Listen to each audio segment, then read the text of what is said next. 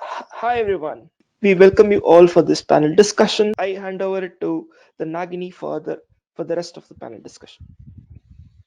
Welcome all of you for a ignited discussion, I would say, about the new Scrum Guide. Um, I welcome all of you, and I am Nagini Chandramouli. I have got 24 years of IT experience and currently working as an agile coach in one of the MNC bank. Rohit, yeah, Raj Kamal.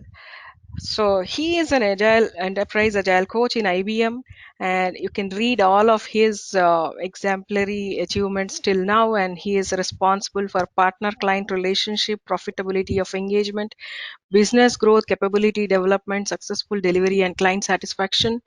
Been part of agile transformation for multiple client engagements, actively took part in transformation initiatives in including consulting, training, coaching, and mentoring. So, Sutap, I don't think you have to introduce some people on the panel. So, his current avatar is just as an agile coach, not about the photograph here, but yeah, helping companies undertake their agile journey. He's also an SPC and an experience in agile transformations at scale. Great places to test your coaching skills. What else you want to hear from? And before becoming an agile coach, he worked as a theory of constraints consultant and helping companies complete their projects faster. Both DevOps and Kanban owe their origin to TOC thinking. And next person we have on our panel is Ume Kulsum. She is enterprise agile coach and practitioner helping organizations with agile transformation, enabling business agility by building high performing teams. With over 15 plus years of extensive experience in IT and business consulting, primarily in banking, manufacturing, supply chain management, and product development. She's a regular speaker in both domestic and international conferences and passionate in mentoring aspiring agile enthusiasts and a constant learner. She has been mentoring the college students as part of the College Connect AP government initiative and also contributes back to the community through philanthropic activities. So, with those kind of industry experience, what else we can expect to be, leaving this discussion today on a new Scrum guide? With that, the introduction of the panel, like I would like to discuss about the changes. Let me call out Kulsum first. The first change we would like to talk today is about the one team. The development team has been changed as a developer in the new Scrum Guide. So, what do you think, Kulsum, about this change and why they might have changed it? What would be the impact on the practitioners or the implementation part of it? Thanks, Nagini. Yeah, before we get there, I must say that I'm quite excited about joining today's discussion. And well, I guess everyone is equally excited about this discussion, right? Yeah, that definitely we have heard that the changes took place on 18th of November, which is a good thing. And we all know that it is now less prescriptive, less prescriptive. That means we have just 13 pages. I'm not excited about saving the paper, though, but yes, it is opening the door for more opportunities and for more practitioners in multiple industries, right? So to your point, Nagini, the change which happened towards the development team. Now the term development team itself is replaced by the term developers, right? The aim here is to eliminate the team within the team. So earlier, if we know that we had a Scrum team and within that we had this development team concept. And now that has been completely replaced with the term developers. Now, what are the developers? So when we often think of the developers, often back of our mind, we always think developer is a person who develops the code or kind of writes the code. But we have never seen it as someone who can also be a designer or a quality analyst. We have always tied back to the programmers, right? Always to developers. But coming from a background or working in multiple industries and with the banking domain that I'm working in, I see there are multiple teams adopting the Scrum who are not really developing the code, but still they are doing the Scrum, right? So it actually is more inclusive now. Everyone who develops towards achieving a goal is part of the team. Exactly. And the language speaks to it now. Whatever the Scrum Guide has prescribed now, the language is reflecting on what exactly is going on and how teams are actually adapting to this change, right? It is a cohesive unit of individuals collaborating towards achieving one objective. That's what I could see. And definitely there are multiple opportunities, right? Multiple practitioners are getting in, and it also reflects to multiple industries as well. That's what I could see, the change from development team to developers. Now people can start thinking, that we have just one team, we need to focus upon, everyone is accountable, and we all need to work towards one goal. Yeah, it also helps remove the barriers between the team and the product owner. So there's more collaboration because we are all developers. We are all working together collaboratively. Sorry, go ahead, Nagini. I mean, there is a question from Preeti, uh, which means that there is a Scrum Master role which is not part of the team. Do you mean that? No, we mean that everyone is part of one team. Now there is just one team.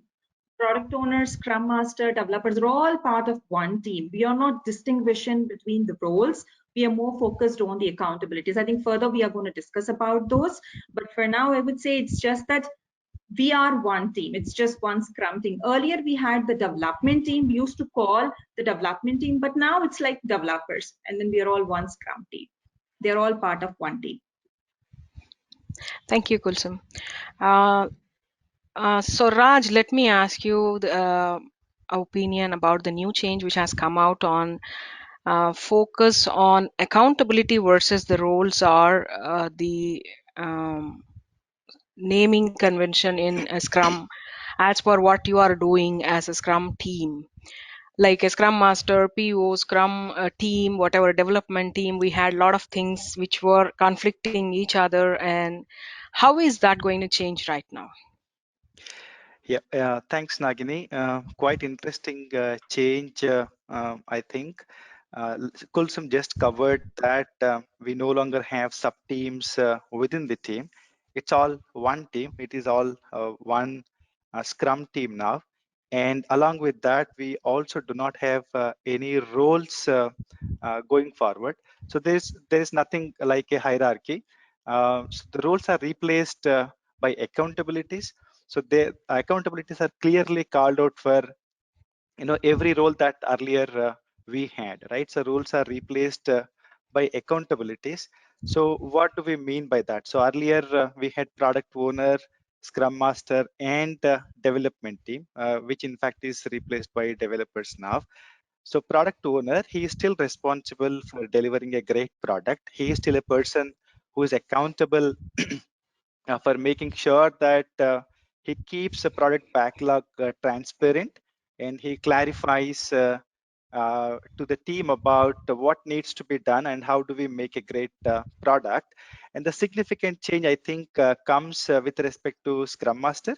I think this role will truly change going forward. Earlier, people have seen it as a redundant role, and there were organizations that have questioned why do we really need a scrum master, right? So and there we were also talking about moving from servant leadership to the true leader who serves the organization or the team. So I'm sure we'll continue to talk about that. But so scrum master is clearly made accountable for two things now. One, to establish the Scrum. So wherein in 2017 version of the Scrum guide, it was said that the Scrum Master is a person who promotes a Scrum, right? Now there is a clear demarcation. Now Scrum Master is responsible or he is accountable for establishing the Scrum, not just promotion, but he needs to establish the Scrum. And second, he is also accountable for the effectiveness of the team. Okay, it is not just development team, it is a Scrum team wherein it involves product owner, developers, and then Scrum Master he himself also, right? So that is a significant change, I think. So everybody is part of just one team. Everybody has responsibility. Everybody, I mean, see, there is a clear distinguishing, between accountability and responsibility, right? So when you made someone responsible, that can be delegated. Yeah, responsibility can be delegated, but when you are made accountable for something that cannot be delegated, you are still, you are still answerable for what you are assigned for, right? So I think that gives a great place for scrum masters. Now they have an enhanced role to play. I think this was there in the earlier guide also, but there was some kind of misconception in the guide, I think, which is now removed. And even for the development team, which we no longer have, it's all developers now. And like Kulsum said, it is not just for one industry, it is wide open for all across different domains, different industries. Now for developers, they don't have to route something through the product owner or the scrum master, so they are accountable for something. So how do we build an increment, how do we make an increment, right? So which means, for example, if they need to talk to some stakeholders, they don't have to wait for the product owner to be there, they don't have to route it through the product owner, or they don't have to talk to a scrum master and ask him to collaborate with the stakeholders. They can do it themselves, right? I think it brings up a great flavor to this scrum. I think it better clarifies and brings up accountability. I think that will help us take more ownership going forward. That's excellent. So moving forward, I would invite Sutap for the next change which we have just noticed in the new Scrum guide. There was nothing kind of a lean thinking in the previous Scrum guide, but now there is an addition of this lean thinking to the Scrum framework. Do you think this change is going to be helping the other industries as well as IT, or what are your views on that, Sutap? Sure.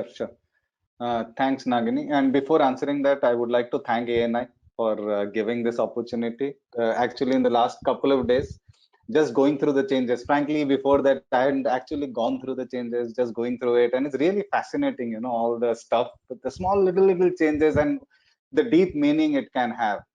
So coming back to the question, Nagini, the lean thinking which has now been mentioned in Scrum Guide. So Scrum Guide now states that that Scrum is founded on empiricism and lean thinking. It also further states that lean thinking reduces waste and focuses on the essentials. Now, so clearly lean thinking has been added. Now, what does it mean and why this change has happened? Frankly speaking, the way I see it, Nagini, is that I don't think it is really a change. It is not that suddenly Scrum has discovered lean and now they think that, wow, lean can be added to Scrum. Personally, having been a coach for so many years, I think lean thinking was always integrated to the way we work in Agile, the way we work in Scrum. It is always about finding what the right focus, what to focus on, prioritize them, and deliver them with as less waste as possible. Deliver them fast, deliver them with less waste. So essentially, I really don't think it is really a change. Now, lean also talks about flow efficiency over resource efficiency. Now, those of us who have been in this field know that Scrum has always been about flow efficiency. It's always about finding what really needs to be delivered and how, as a team, we can collaborate and deliver them in a better way, higher quality, faster, more value and stuff like that. So it was always about flow efficiency. Now that of course brings us to the question, then what really is this all about? Why lean thinking? I think what Scrum Guide 2020 is doing is acknowledging the fact that the foundation of Scrum is lean, and by doing that, what does it change for the practitioners? I think I have heard in the past lean versus agile kind of thinking, as if lean and agile are uh, Different. coming from different places. It kind of lays a rest to that discussion.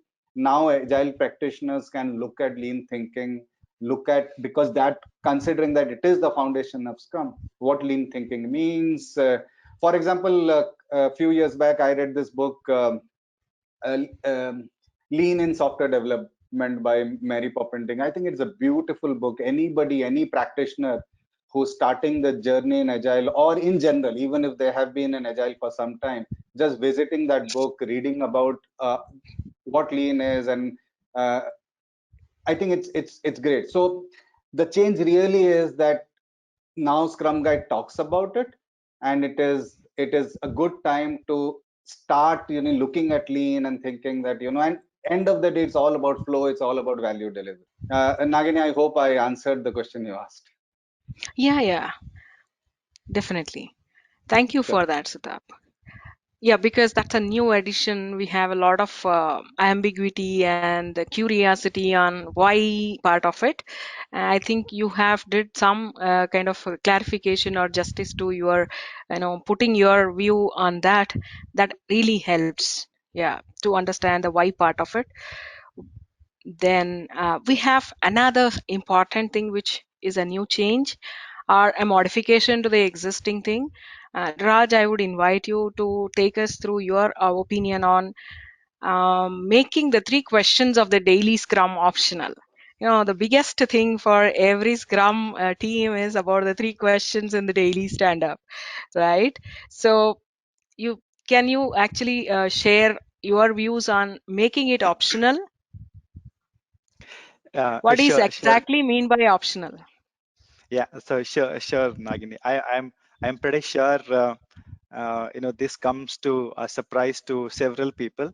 Let me share my experience in adapting Scrum in new teams or new organizations. Okay, so this is pretty straightforward. I mean, having a daily Scrum is pretty straightforward, and you would see people don't even understanding Scrum having a daily meeting, right? So they start saying that we started having Scrum. Yeah, so coming to the point of making, I mean, having no reference to 3 questions in the new guide. So in fact, if you keenly observe 2017 guide, in 2017 guide itself, it was made optional, right? Um, so it was given as a option on how do we conduct daily Scrum. So if you see, has the purpose of daily Scrum changed? No, not really, not at all. Okay, so the purpose of daily Scrum still remains the same. We need to inspect the progress towards our sprint goal and adjust our sprint backlog as needed to reflect the planned work, right? So the purpose still remains the same. Now, what has changed? So now it is left to the team on the structure and techniques of having the daily Scrum. Okay, so like Kulsum said, it has become less prescriptive. When it becomes less, so ideally, having a greater prescription kills your creativity, right? So when you, so now it is leaving more room open for the developers, right? So now you can conduct it the way you want it, right? You don't have to answer any of these questions. What I do yesterday, what I'm going to do in next 24 hours, or what are the blockers. So ideally it is important to make sure that we are progressing towards the goal. Now if you look at teams, so several teams must have turned this into a status report meeting, right? So they just talk about what they have done, but everybody answers what they have done, but we don't really know whether we are progressing or not. So ideally, if we are not able to understand if we are making progress, so we are not deriving any value out of daily Scrum, right? So now I think removing any suggestions in how to have a daily Scrum brings probably more self-management, now what they call it. And now you have to self-manage. You need to understand, you need to derive, you need to look at techniques, what best works for you. And see, I mean, so we must have come across teams that have converted this into discussions, status report meeting.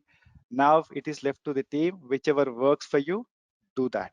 Make sure you are progressing towards this sprint goal, right?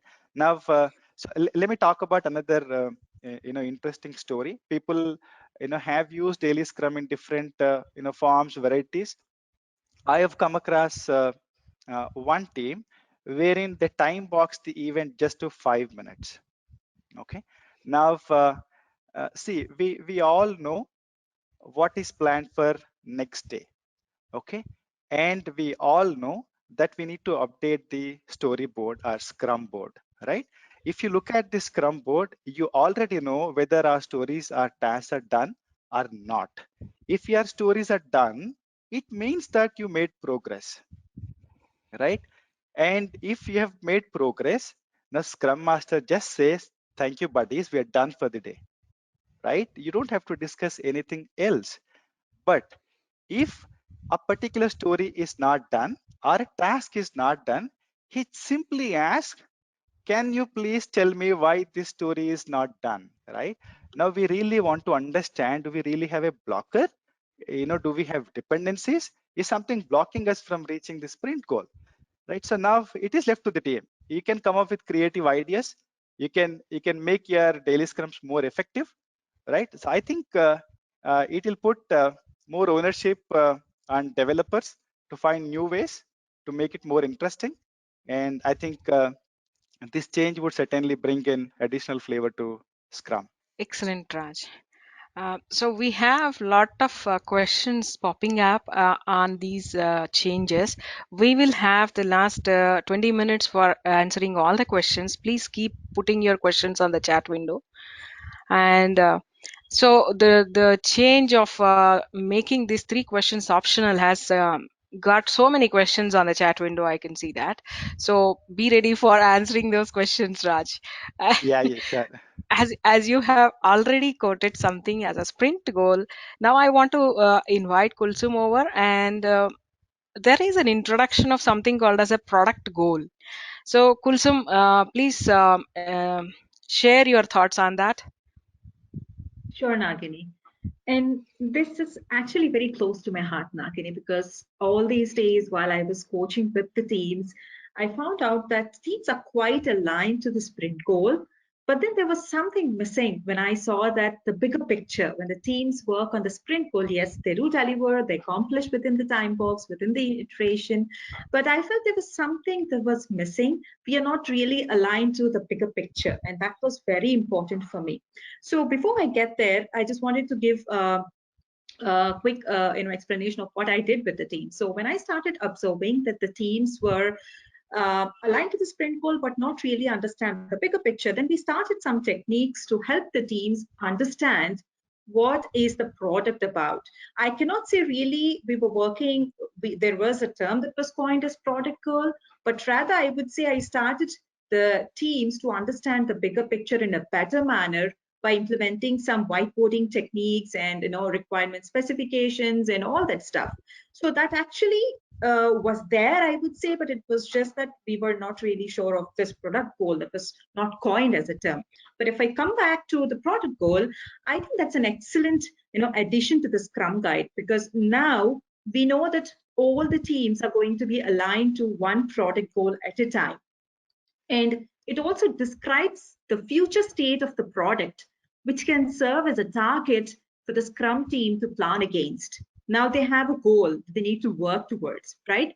And it also contributes context to the product backlog, right? We know that the product backlog is actually built upon something. It provides the context, this product goal, to the product backlog. And there is an interesting question that we can ask, right? Because why are we doing all this work? We need to know why. And this product goal actually introduces us to the question, why are we even doing this work? What is this really important to? Who is this really important to, right? And what is the Scrum team working on actually? Is it the sprint goal or the product goal? That is when this product goal actually helps the team to understand what are we even working on as a Scrum team. And I feel that the goal is intentional. The word goal itself is intentional because it describes two things, right? One, it is something to strive for. We want to strive something to achieve, and it is measurable when we have attained it. That's when I feel that the goal is intentional. The goal that is attached to this product is very intentional.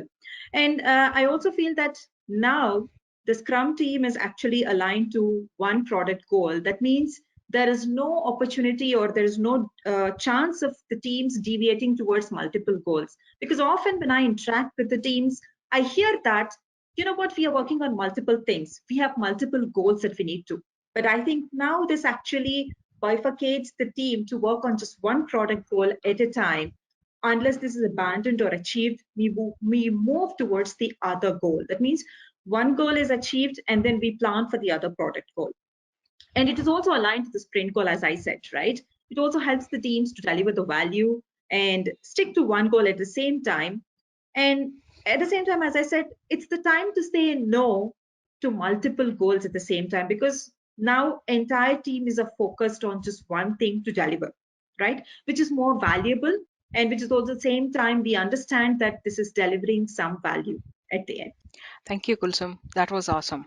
So, uh, while we are discussing on the three optional questions, Raj has brought out something self-managing, right? He was using this word as a team is self-managing. So, Sutap, there is a new change in the Scrum Guide that the team has been a self-organizing team in the previous guide. Now they have changed it into a self-managing team. Would you like to share your views on that, and how would it impact the practitioners? Yeah, sure, Nagini. So, yeah, as you rightly mentioned, from self-organizing, now the word which has been added, or the words which have been added, are self-managing. So, what really is the change now? If you look at 2017 guide, it described a Scrum team to be self-organizing, and the way it described is that a Scrum team that's self-organized to choose how best to organize their work and not being directed by others. So it was all about choosing how to organize your work better. Uh, 2017 guide also talked about, there were a couple of more references of the development team self-organizing in their planning and also in their daily scrums. So this was the definition of self-organizing. You basically, how to better organize your work was what self-organizing meant. Now in 2020 guide, what has been added is self-managing, and the way Scrum guide talks about is that, as one, of course, change is that there is no dev team anymore. So the whole references to dev team being self-organized, now that goes away. So now it is the Scrum team being self-managing, and the way it talks about is that it is described as the Scrum team internally decides who does what, when, and how.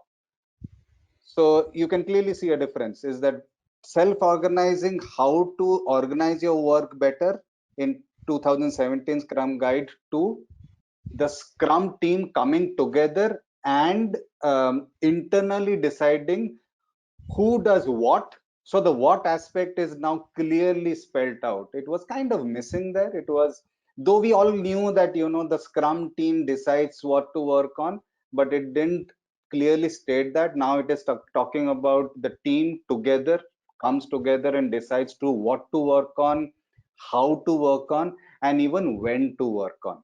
So you can clearly see that the self-managing empowers the team more. I think the whole idea is that the self-managing part makes it takes the team beyond. It takes the team beyond. It talks about how to empower the team better, and that is what is the takeaway for even the practitioners. So when you are as practitioners, we have to see how to enable the teams better to be self-managing, how to empower them better to self-managing, and these are some of the food of thoughts which the Scrum Guide 2020 gives us. Nagini, again, does that answer the question? Or Yes, yeah, to some extent. Now, so if you put it in the place where it has to go, we can link it back to the accountability part of the roles we have versus roles we had just discussed a little time ahead. So I would see now your team is made, or the developers are made accountable for what are they going to deliver, and that is where the term organized is changed to managing, maybe. right, right, right. So in And that, I would, Yeah, sorry. Yeah, please go Nagini, ahead. go ahead. And there was another thought process, but I will come back to that. Please ask your question Please, first. please go ahead. Okay. So what I was also saying that for practitioners also to remember that when now that the word self-organizing is replaced by self-managing, does it mean we don't need managers anymore? Yeah, Is Scrum Guide explicitly saying that we don't need managers? Personally, of course, and I don't think so. And I don't see that written anywhere in the Scrum Guide. Scrum Guide was always silent on that. It is still silent, and silent doesn't mean that they feel that managers are not required. It only means that it is very context based in an organization. yeah, At times, you need these additional roles to, for example, form new teams, to enable new teams, and various other functions. It is just that the Scrum Guide was earlier also silent on do you need managers? The organizations decide, and it still is silent on that. It's not saying that you do or don't need managers, which means that it leaves to the organization. Self-managing doesn't mean that you don't need managers. It only means that as a team, we are empowered enough to decide what to work on, how to work on it, and when to work on it. great thought there. So while we are talking about the self-managing teams and the accountability versus roles, something clicks to me from the guide, which is a new change or which is emphasized more, the artifacts with commitments. So Raj, I would request you to ponder upon this change and quickly share your thoughts on what are the most three important artifacts and how their commitments have been tied back to them. Sure, Nagini. I actually see a question from Amog also. He says, in earlier Scrum Guide also, I believe sprint goal was present and team was trying to achieve that goal. What is actual change in the new guide? I think so. Probably we can touch upon that when we are talking about artifacts and commitments. So artifacts are not new, right? So we have product backlog, sprint backlog, and the increment. So nothing has changed in artifacts. And in fact, if you look at the commitments, so sprint goal and the definition of done, they were pretty much there in the earlier Scrum Guide also, but they were not called commitments. Okay, and we have a Yeah, new commitment product goal. So Kulsum has already spoken about most interesting part of product goal. So they are there is a product goal also. Now each artifact is tied to a commitment. Okay, so now when we have product backlog, so the purpose of product backlog still remains the same, right? So it still means that it's an ordered and emergent list of things that need to be done that are required for the product. But then we are tying this to a bigger purpose, that is product goal in terms of commitment. Now product backlog is tied to product backlog. So since Kulsum already touched upon product goal, I do not want to stress more upon that, but we can certainly talk about sprint goal and definition of done. So wherein the perspective is changing a little bit. Now sprint backlog, again, definition is not changing. You pick up all the stories that are ready for implementation you pick up them into your sprint backlog, and then you derive your sprint goal, right? But when deriving sprint goal, there is a new flavor added. So earlier, we always wanted to see what can be committed, and then how do we deliver them, right? So apart from what do we commit and how do we deliver, we also have to look at why part of sprint backlog. So why are we committing? Why are we picking up these stories? How are they relevant? Do they derive? Do they deliver the most desirable value for the product?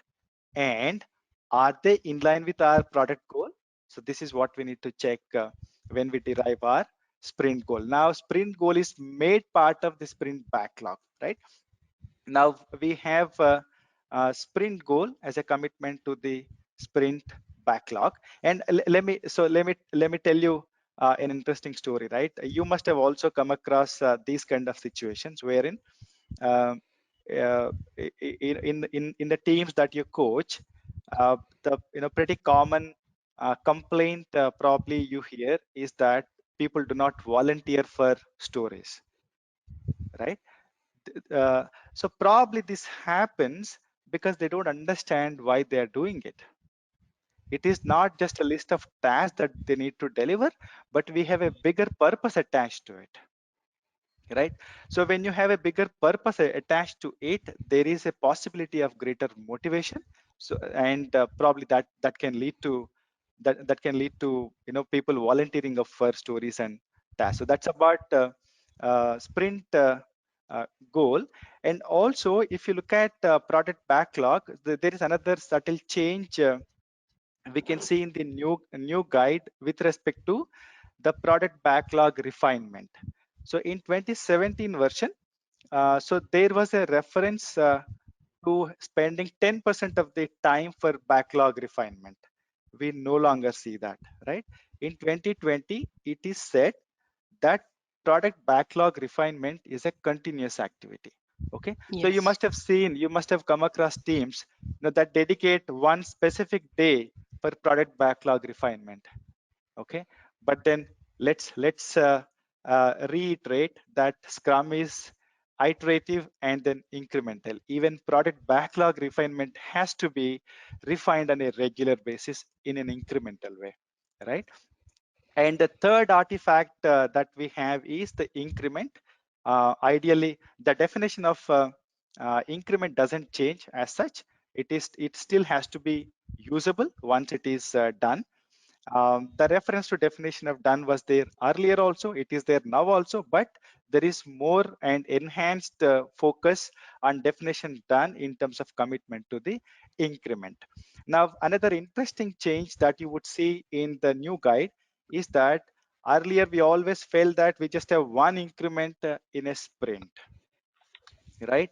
That holds no longer true in the new guide. You can have multiple increments in a single sprint. Okay, now again, I have seen several discussions, debates around Kanban versus Scrum, right? People saying that Scrum is for development teams and Kanban is for maintenance, are where you have a flow. I think that reduces the gap between Scrum and Kanban. Now you don't have to wait until your sprint review is done, right? As and when your increments meet the definition of done, you are ready for releasing it, right?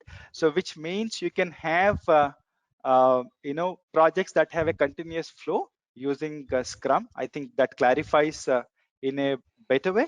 And so does it mean, can we have 2 or 3 weeks sprint and still apply Scrum to Kanban? Probably not. Okay, because in Kanban you require continuous replenishment of your backlog. So probably I would suggest having shorter sprints. That way, now you don't have any limitation on when to release in Scrum, because so we cannot use sprint review as a gateway to release something. That is Yeah. explicitly called out in the new guide. So what does it mean? It means that so as and when your increment meets definition of done, that is ready to be released, right? So I think Exactly. that narrows down the gap between Kanban and Scrum. And to me, I think that will help more people adapting Scrum wherever they have flow, or they don't have a flow. I think it can be better adapted now. Excellent, Raj. You have given a very good understanding of the artifacts tied back to the commitments. Thank you for that. So, with that, we have already discussed about the self-managing teams, developer as one team, and commitments were tied to the artifacts and other things like product goal. How is going to be the scrum master's role? When I see that, interestingly, this servant leadership word has been replaced with leaders who serve. So with the word servant leadership, I had a hunch that people were focusing on the first word than the second word, servant than the leadership. So, Sutap, I wanted to invite you for a brief opinion on this change. How would it be to the new role of a Scrum Master, where there is a different coining of the nature of this role? Sure. So Nagini, I think you have summarized it already quite well. The just changing the order of the words from servant leader to leaders who serve can make a big difference. Now, what really is the difference?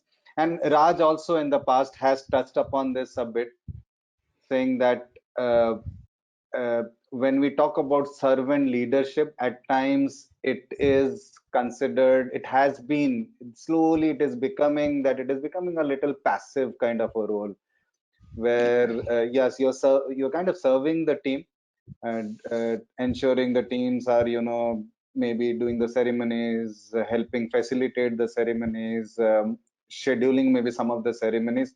But in many organizations, we have started seeing that, the role has started becoming limited to that. And slowly the organizations are questioning, doubting the role of the Scrum Master, that why do we invest in a role? Because they don't see really the kind of the return on investment, I would say. So therefore, Scrum Master, we all know, is it's a very, very powerful kind of a role. And therefore, maybe this change will help kind of establish that uh, that how important the Scrum Master role is. So in my opinion, so I think we talked about why the change. The why the change is very clear is that very recently we have started seeing the role becoming more and more passive. And also you can see Scrum Guide 2020 talks a lot about accountability. Again, something the other panelists have talked in the last few minutes, is the fact that it is more about accountability. And we also realize that Scrum Master is not only a person who is kind of is a passive one. It is more actively, it is active leadership and also accountability. And that really is the change. The change is that the Scrum Masters is accountable for how the team is performing. So the Scrum Master starts taking accountability for the team's performance. So though it is looks like a small change, just reorder of the words, but I think the meaning of it can be interpreted in a very different way. And therefore, going forward, we can look forward to the Scrum Master role becoming more active, more taking more accountability. Again, yeah, does that answer the question? Yeah, of course. So the passion with which Kulsum has, shared her views on the product goal, I'm tempted to ask her one more question. There is a new introduction of why on the sprint planning, along with what and how. I know she's desperate to talk on that because it's one of her favorite subjects. And so I want to hear back from you, Kulsum. I know this is a little, short notice for you to talk on this, but I want to hear your views on that as well. Absolutely, Nagini. That's quite interesting for me as well, would have been waiting to talk about it. So, so as I said, right, when we work with the teams or coach the teams, it's often implicit that the and we know that in sprint planning there's a what part and there's a how part all these days. And I have seen teams splitting the sprint planning into 2 days, like deciding the what part, and the next one is deciding the how part. But there has always been, somewhere back of the mind that why are we not really thinking on the why part itself? Why is the sprint planning really needed? And I'm really happy about this change, I must say, or the something that has got introduced. Now it is official that yes, we need to also think about this why part, because it also connects us back to the bigger picture of what are we developing and why is it is very important for us to deliver the value. See, everything that we talked about, what Raj mentioned, what Sutap has mentioned, all these changes that are actually introduced in the Scrum Guide ultimately reflects us in delivering a value, right? Why are these changes made? Because we want to deliver the value, and this value should be clearly understood by the team who is delivering this value, right? So I think this really is very important for the teams to understand when they are doing the sprint planning, and make sure that they are thinking about the why part, because this is very important for them to tie this back to their product goal, to the sprint goal. Everything just gets into this, because everything that we just talked about, whatever we mentioned about the team being accountable, Raj has been mentioning about the accountability, Sudhap has been mentioning about the self-management, all these things are quite related to each other, right? And this also ties back to why are we even working? Why are we even looking at certain things to deliver? So I think that this is definitely an excellent addition to the Scrum Guide. It lets people to be more creative, because what I have felt is when we just work on what is in the backlog, understanding, okay, I'm a developer and I'm not really restricting to coding or development, right? I am developing on something. And when I know the way I need to develop and deliver a value, I'm just focused on, but when I understand the why part of it, why am I even developing this? I might be quite creative and tend to be more innovative in terms of enhancing the development that I'm doing, right? When I say development, it is not quite related to the IT industry. It could be anything widespread across, right? So it really unleashes the intrinsic motivation of the individuals to get more creative and innovative, and at the same time tying back their goal towards delivering the value. That is what I feel, Nagini. I hope that does answer what you're expecting. Yeah, that is actually what is my opinion about the addition of Y as well. But actually, if you the word you have used, it is not only for IT industry. That reminds me of the new change, which all of us are evidently seeing in the new Scrum Guide of all the IT references removed. So I feel that is a welcome change because it is not restricted to IT per se. Any industry can actually adopt it and use it for their own way of working in Agile. So thanks for bringing Absolutely. that point out. Yeah. So apart from that, uh, Sutap, I would ask you, do you see any of these changes impacting any of a particular nature of the projects? Suppose cloud projects, or if you want to apply these changes, do you see any impact on those kind of projects implemented? I think definitely. I mean, whatever changes we have been talking about, for example, the product goal or the why in the sprint planning, um, even the fact that the Scrum Master role, the changes to it, the servant leader versus leader who serves, all the accountability part. So the goals, the accountability, everything. I personally feel that it goes a long way towards improving how the Scrum team is able to deliver value, and also how it delivers value, and the whole idea of being very focused on value delivery.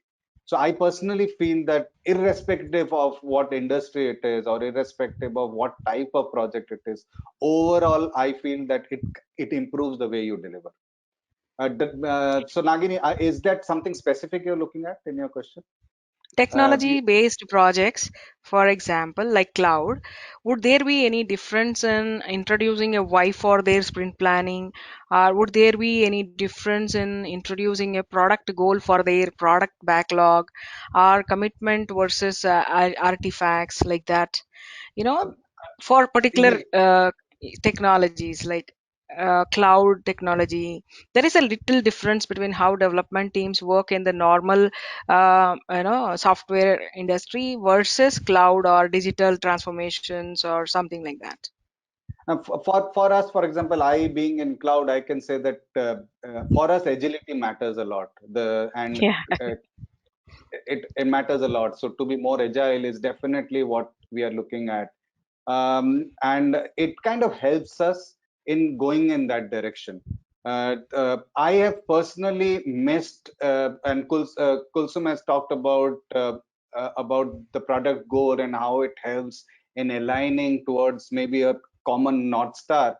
I personally have missed that in the past, and the fact that Scrum Guide talks about it, it helps a lot. Just the alignment it brings, the energy it brings, everybody working towards a common goal. I personally feel that that will help a lot.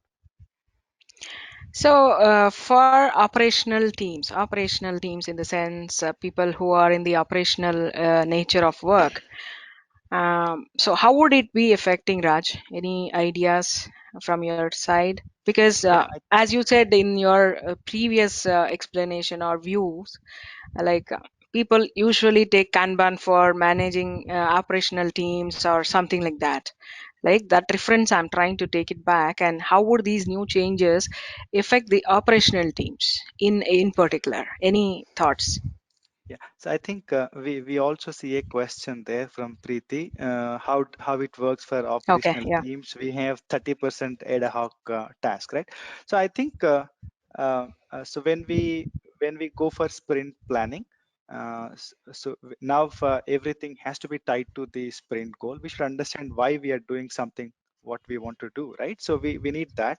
But when you have things that are not so related to everything, I would suggest probably those people can leave 30% of their time, or whatever time you are expecting your operation stuff to be taken care of.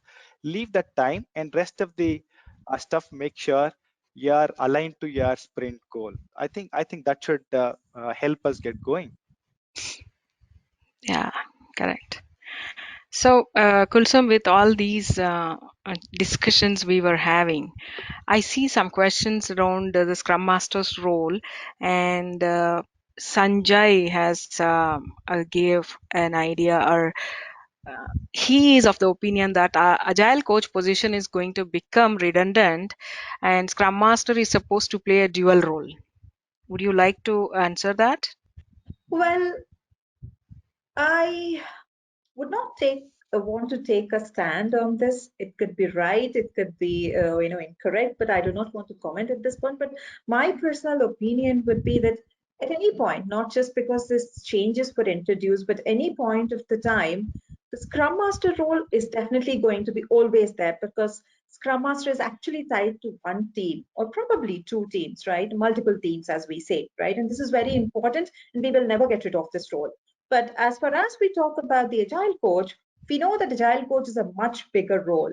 It's not just tied back to the teams, but they also have a responsibility of making sure that they are transforming the entire organization. That includes your stakeholders, business executives, and this is something that the Agile coach does, right? Not just coaching the teams, not the focus is not just on the teams, but rather on the organization, its executives, culture, the mindset, everything is driven by the Agile coach. I wouldn't say that this gets redundant, because Scrum Master is still focused on the Scrum teams. And I'm not sure they can always step up as an Agile coach, and nobody is really stopping them to be aspiring as an Agile coach. But I would say that Scrum Master has a set of responsibilities which they cannot really deny. At the same time, I wouldn't say that Agile coach also has definite responsibilities in making sure that the organizations are thriving towards this entire transformation. I would say that there is definitely a bifurcation, and I wouldn't say that this is going to be redundant. We definitely need Agile coaches to help the transformation or lead the organization towards enabling the business agility, also to build the high performing. Just to add to what your first opinion about the one team, we have a question for you, Kulsum, from the chat window. Do you mean that by a developer, do you mean you are developing a product or a developer of a product? Okay, so when we talk about this development team, as I earlier specified, that developer is someone who is actually working on developing something. So when we say developing, it necessarily have to be a code that we are developing, right? When I could be a person who is actually developing a marketing campaign, but I'm not actually a developer, right? So it refers to multiple developers as such, right? It is not just constrained or confined to the IT industry. It could be taken forward to multiple industries. Anyone who is, see, for example, I'll give you an example of my own organization, right? We have teams who are adopting Scrum. They are working on this mode, but they are not really developing the code. They're actually supporting the development team, something like an environment management team or a release management team, who are really enabling the development teams to work. So can I refrain from saying that the release management or environment management team are not developers? No, I wouldn't, because they are also developing something to enable the development teams deliver their value. So I would say that this is a very broad term that can be used wide across the industries. Yeah, good. So another question for you, Raj. Is a Scrum Master is accountable for the delivery like a project manager? So it's an interesting thought. So it's unfair to compare project manager versus Scrum Master because Scrum Guide doesn't talk about any managerial role. But then what it does talk about in the new guide is, see, Scrum Master, now he cannot hide behind the team. He cannot say that I am not responsible for something, right? Hmm. So for example, if a team needs to talk to a stakeholder, or if they need to go reach out to somebody else, or if they need to remove blockers, they just cannot wait for the Scrum Master. And similarly, Scrum Master cannot say that now this is not my responsibility, because he is accountable for team's effectiveness. Okay, so what is specifically called out in the guide is that he is accountable for the team's effectiveness. So what does it mean? If team is not able to generate outcome out of the Scrum, it means that he is accountable for that. Okay, in a way, if you want to compare, yes, probably, because a project manager also has an accountability tied to them. I think that flavor has been brought into this now. So another addition question for you, Raj. Do you feel like a Scrum Master has to be technically sound? So again, this is an ongoing debate for quite long time, right? So Yeah. when I started working as a project manager in 2004, so people used to ask this question, okay? So should project manager be a technical person? Okay, so this discussion debate continues to go on, but Scrum clearly talks about one thing. Okay, it defines Scrum team as a cross-functional team that is able to generate outcome out of the entire Scrum. Okay, so Yeah, as long as we are able to deliver value, it doesn't really matter who is doing what. Okay, so exactly. now I mean, personally, so it's like this, right? In a home, now uh, I see a lot of working couples. Now if you clearly distinguish or demark your responsibilities, I don't think that is gonna work now. Okay, Yeah, so don't absolutely. prescribe anything, share your responsibilities is the funda I think we all have to believe in now. Okay, so if Exactly. Scrum Master is technical, he is able to add value, well and good. He's not technical but he's able to get other things done, well and good. Yeah. So I would say he has to be, understanding where to get the value if he is really not technically, ready to solve some of the problems for the team, right? Right. So he has to do that kind of facilitation and understand where he can get the help from and help the team in that way, maybe. Definitely, yes. I see another question. Do you see an impact of the new guide on CST or CEC with respect to the certification needs? Anybody, if you want, you can take it. And I personally, I don't know anything right now because it's too early to say that. I mean, the way So one thing, I go yeah, ahead, Kulsum, Sudha. no, I was saying the Go way ahead. I see it, of course, you may, I mean, the fact that the Scrum Guide has changed, certain flavors have changed. So there will be these discussions, the discussion we are having in the last 1 hour, there'll be Mm. definitely be such discussions which will get added there to some of these certifications. So there will be an impact, and things So this is what Agile is all about, right? You are constantly Yeah. enhancing the value delivery, and the same happens to the CST. Kulsum, go ahead with your thought. Yes, yes. Just to add to your point, right? So that definitely inspect and adapt is part of a process.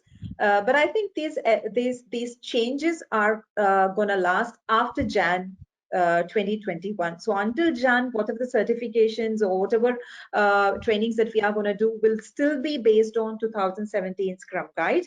And right after Jan, whatever we are going to do, certifications or trainings, that would actually cover the new changes as part of the 2020 Scrum Guide.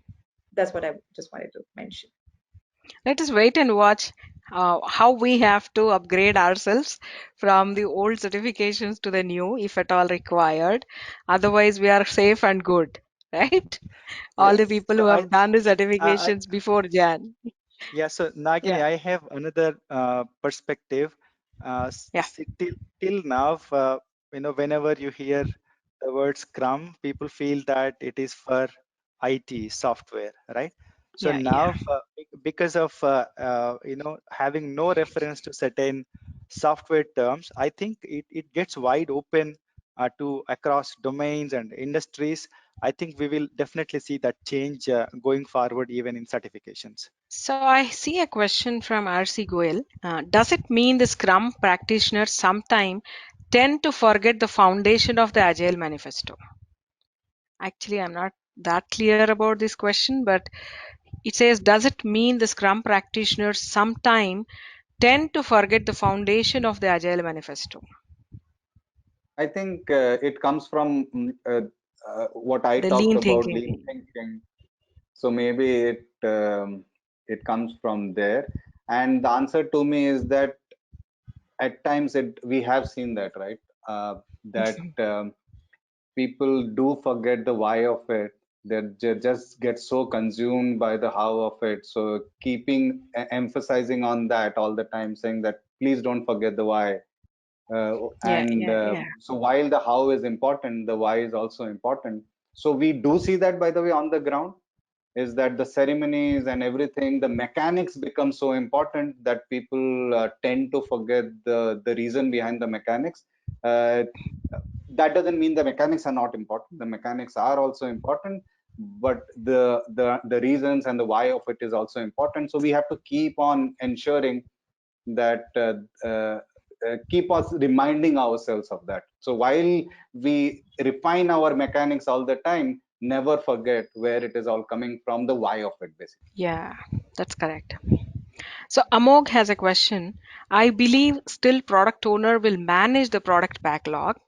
Which is the actual developer's responsibility? What is the actual developer's responsibility with respect to old versus new guide? No, so Please go ahead. product owner, the responsibility is not changing much, but it is also reminding a fact that he is not out of the team, right? So he is part of just one Scrum team, so he needs to stay together with the team. So see, earlier guy did not say that he should be out of the team, but then they made it explicit now. So that is one thing I would feel. And with respect to developers, it is just that the term has changed to make it wide open. The responsibility of developing something still remains, the responsibility and accountability still remains with the developers. Next question is to you, Raj. What is the difference between the status meeting and the Scrum call? Okay, so important, and I think a lot of teams struggle to understand this.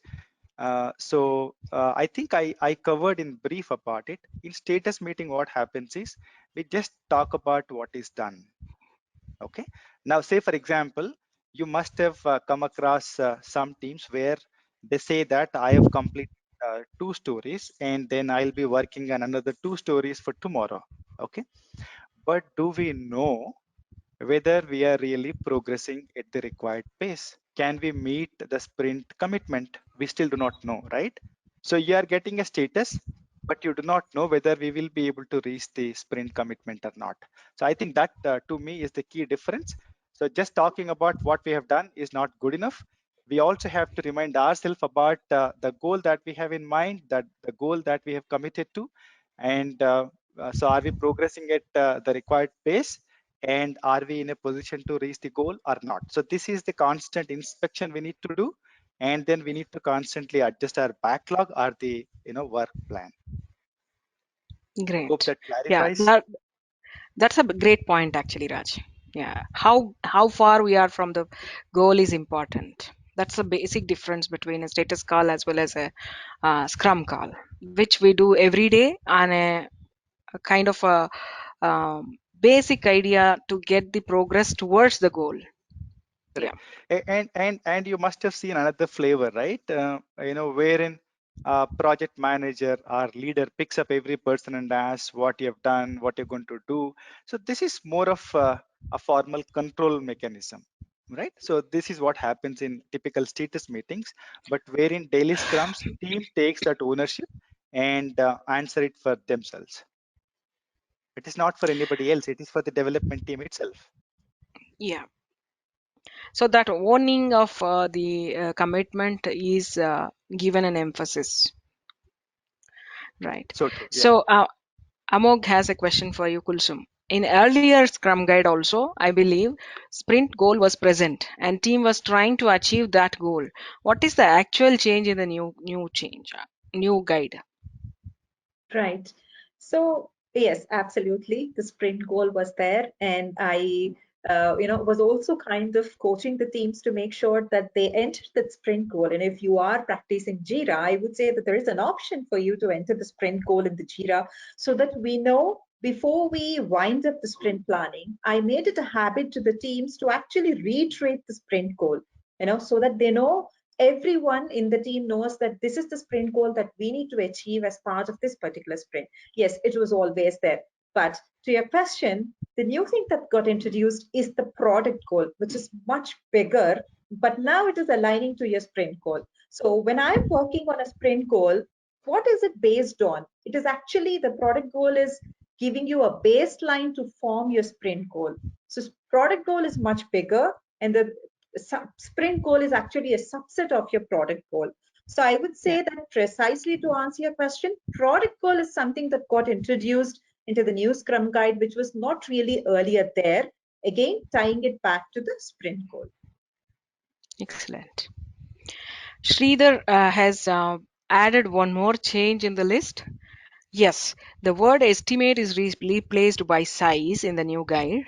Any thoughts on that, panelists? Yeah, so again, I mean, I do both Scrum and Kanban. Mhm. So people, typically who follow Kanban, they don't really worry about, should we estimate or not. So typically they work on tickets and, they pick up the high priority tickets as and when they arrive without having to, much worried about the estimates.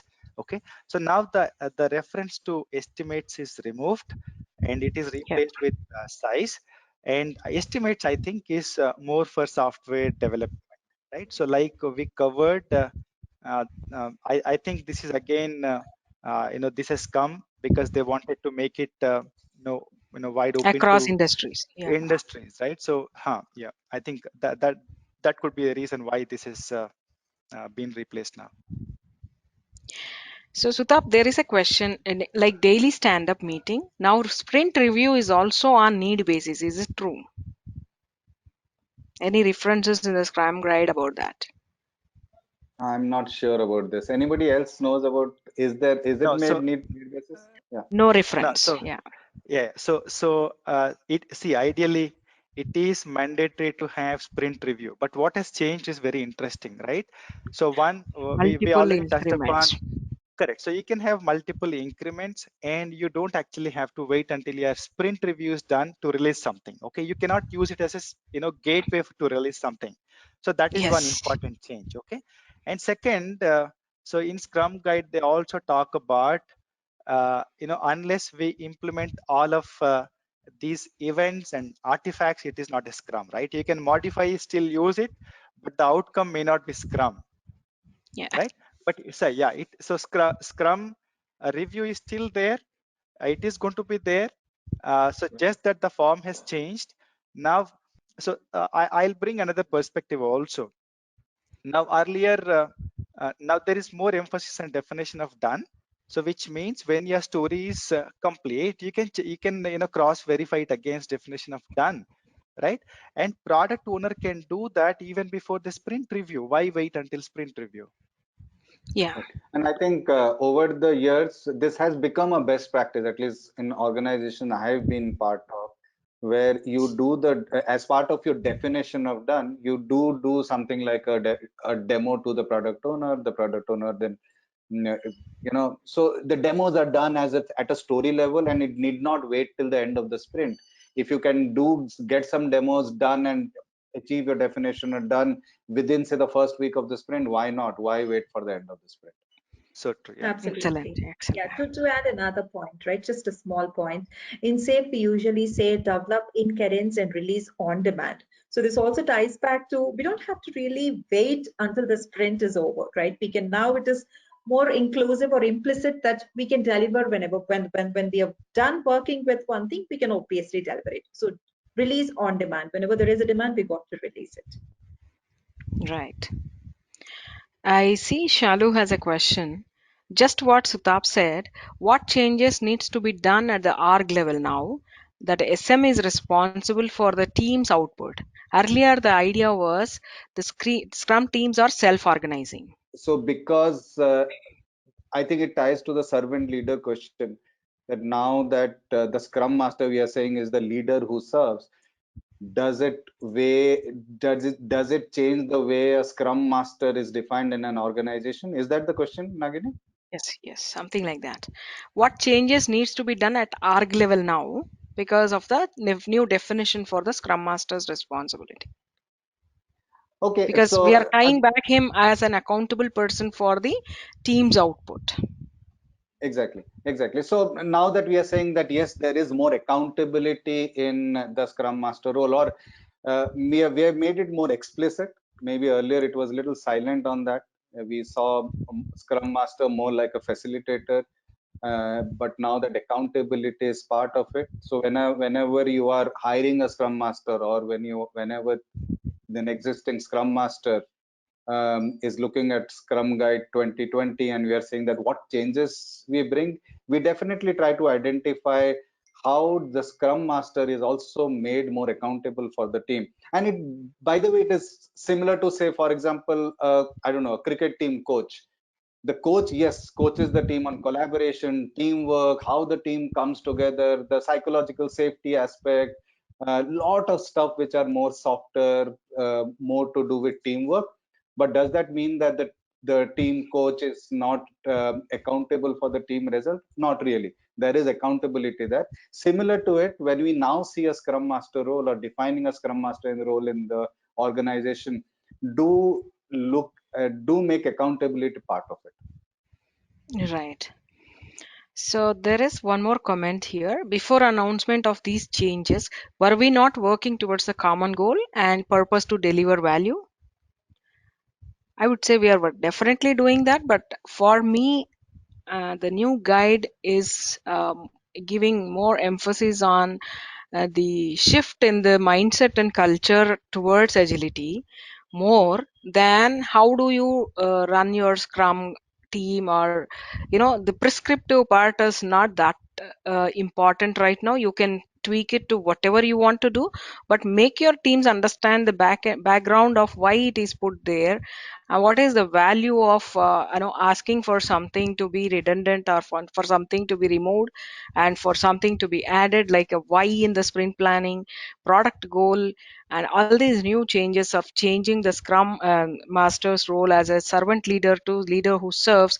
These are all indicating to me that it is kind of a change towards the culture and the mindset of Scrum teams towards agility. What do you think? No, Nagini, you're Uh, absolutely right. Absolutely, you've covered it well. Yep. Yeah, same here. So what we have is it's kind of good to have a Scrum Master is technical. We covered that, and Scrum didn't change as Jeff and Ken said. They found better way to explain it as they see how it's implemented. So no need of certain upgrades or certifications unless it is done by Scrum Alliance and other companies do it for some business needs. As a comment. for the CST and CES part of the question. I think we have answered Okay. that already. Nagini. Yeah. So product goal can be assessed during the sprint demo, right? Is a question. Kulsum. Yes. So when we see product goal is something that needs to be assessed all the time, right? Not just at your sprint review, but I would say it's a continuous adaptation, right? Because this product goal is also something that keeps evolving. And once we get adopted to it, we definitely have to refine it and review it as well. But I would say the sprint review is more focused on what you're delivering as part of your sprint that will actually tie back to your product goal. So not necessarily we have to explicitly review the product goal as such, but I would say review is more focused on what you have delivered. Are you meeting the expectations of the customer? Are you really meeting what is expected out of all this sprint goal that is aligned to? But your product goal is something that would keep evolving. And I would say during the sprint planning is something that we actually try to understand what the product goal is. The sprint review is more focused on reviewing what you have actually completed. Another question to you. Can product goal or sprint goal be more than one? Okay, that's an interesting question, right? Product goal is a bigger goal. Yes. While you're working on a product, there could be multiple. As I said, it gets evolved. But the point here is, or the caveat here is, one time we need to focus on one product goal. It can be more. Definitely, it can be more. You can't definitely stick to one product goal as such entire, what you're developing. But the point here is that you need to stick to one product goal at a time. And once you're done with your product goal, you would move on with the other one. Similar to the sprint goal, right? Your sprint goal for your sprint is fixed unless there are some exceptions or something that the sprint gets obsolete or something. But then, yes, your sprint goal is fixed. You work on it, you achieve it, and move on to the next sprint goal. So, precisely to answer your question, there would be more than one product goal and a sprint goal, but the point is to stick to one product goal and one sprint goal at one point of time. That's the objective. Good. Sutap, there is a question from Harshvardhan. How is a self-organizing team accountability increased in the new guide? Okay, so thinking what should be the best answer for that. But first Uh, thing is it's now self-organizing and not. It's a self-managing team, first of all. yeah. So again, what the question is, how the accountability is increasing now in considering that it is now a self managing team. Yes. Yeah, so definitely, I mean, if you really look at it, as you get empowered, more empowered, as you are saying that you decide as a team what you work on, how you work on, when do you deliver, you definitely start now taking more accountability. For example, now you are deciding, for example, when a team is coming together and saying that we are deciding when of it. Nobody else from outside is deciding. If you are feeling empowered enough and you feel empowered enough to decide that, with that will definitely come accountability. And I don't see a kind of overnight transition from a team which was not deciding and suddenly it start deciding. It will be a journey, it will be a gradual journey, but as you become more and more self-managing teams, as more and more you start deciding on the what, how, and when part of it. um, More accountability, do expect accountability to come in and welcome that. So start taking those accountabilities. Once you start managing yourself, you feel accountable also. And I would say that won't be a real burden on the team because they are deciding on how to manage, what to manage, why to manage, and all questions are answered by them. Right? Right, right. And of course, and it is an organizational change also. I mean, at an organizational level, Exactly. it's a mindset change. When you're giving that kind of empowerment to the team, you have to let them also decide, take that accountability, and just feel free to kind of yeah. I think I've Yeah. answered the yeah. Yeah. So there are two questions about the SM and PM again, Raj, for you. Will you see the, I mean, PM supersede SM? how the accountability of the team is with SM, then there would be a case of conflict between PM and SM, as PMs are usually accountable till now. What does the panel think about it? So I think it is very contextual, right? So Yeah, see, I have come across exactly. teams where are there where there are no project managers at all. Okay, and I have come across teams where there were no scrum masters also. Okay, so developers were playing the role of scrum master on a rotation basis. So we have seen all kinds of flavors. So see, ultimately, to me, what I think is, as long as we have something to do, we have something to contribute, and as long as we have the bigger goal in mind, I think when you're focused on that, this doesn't become a discussion at all. And I would See, like to add one. Yeah, yeah, I would please like go to ahead. add one point to that I have seen in the past at times, if these things are not defined at the organization level, that who does what and who is responsible, who is accountable for a what, at times we do see a problem where Yeah, what Scrum Master does, what PM does, and typically the PM or the manager. For example, in our company, we have something called engineering managers. We don't have project managers, but the engineering managers tend then the Scrum Master role becomes very diluted, and the engineering manager is taking more decisions and stuff like that. So I think the organization needs to decide who does what, lay it out very clearly, and that then it becomes quite smoother. There can be at times areas which are a little grayish, and therefore yeah, at that time, as those areas especially, do see do a kind of focus on who does what and make it very clear, make it clear on the paper. Absolutely. yeah. So true. Yeah. So there is a remark from Sanjay saying that they use something called as a mid-sprint demo to access this kind of incremental deliveries. Don't wait for the review of the sprint. That's a good point, Sanjay. We have Absolutely. another, we have another compliment. Today's panel is very collaborative. Nice demo of team collaboration in true spirit of Scrum. And then Venkat has a question. Sprint goal. Any tips to arrive at cohesive goal when product has been released and on live with major features, and now only enhancements are being made? That is, the items in the sprint and backlog product backlogs are a list of separate changes ranging across multiple modules of the product. How would you I establish guess, that product? yeah.